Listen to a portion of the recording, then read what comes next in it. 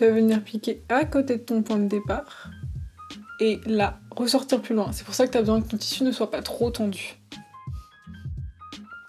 Tu vas venir récupérer ton aiguille ici et tirer délicatement. Hop, tu as ton premier point. De plus près maintenant, donc tu vois, tu es sorti ici, ton deuxième point. Tu vas aussi venir repiquer à côté de là où tu es sorti.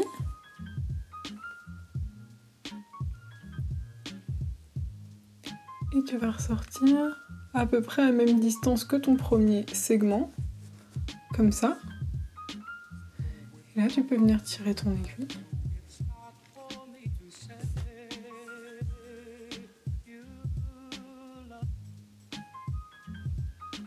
Là, tu as un deuxième point, et ainsi de suite.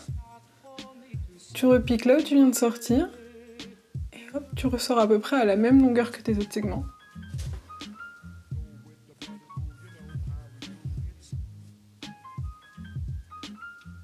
Hop, tu tiens ton fil. Tu repiques à côté de là où tu viens de sortir. Tu ressors ton aiguille là, comme ça. Hop, tu viens tirer ton aiguille.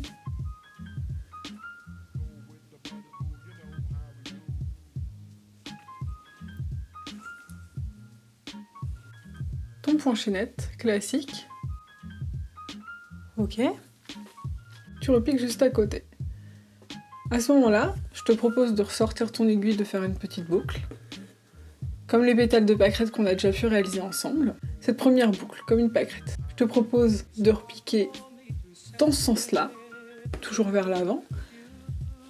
Et attention, c'est ici que vient l'astuce, c'est que tu vas venir passer sous cette petite boucle que tu as créée au début.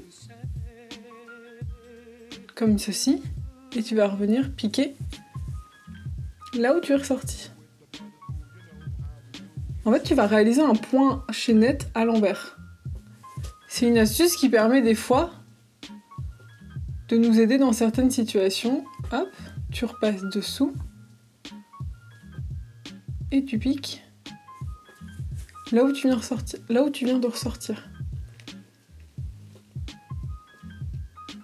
Là, il est volontairement un peu long pour pouvoir te montrer comment ça se passe. Tu sors, tu passes vraiment juste sous les fils, tu vois, je ne passe pas sous le tissu, mais vraiment sous les fils. Hop, je te montre en 2 étapes. Tu tires une première fois, et après tu reviens repiquer de là où tu viens. Comme ceci. Tu peux aussi faire un petit peu plus court. Comme ceci. Une fois que tu as compris le système, tu viens passer en dessous.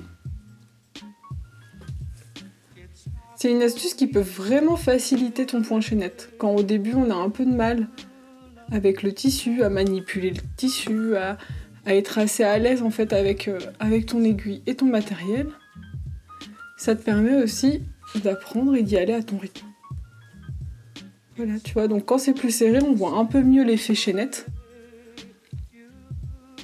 Donc après, en fonction du rendu que tu veux, tu peux choisir de faire plus ou moins serré ou plus ou moins long.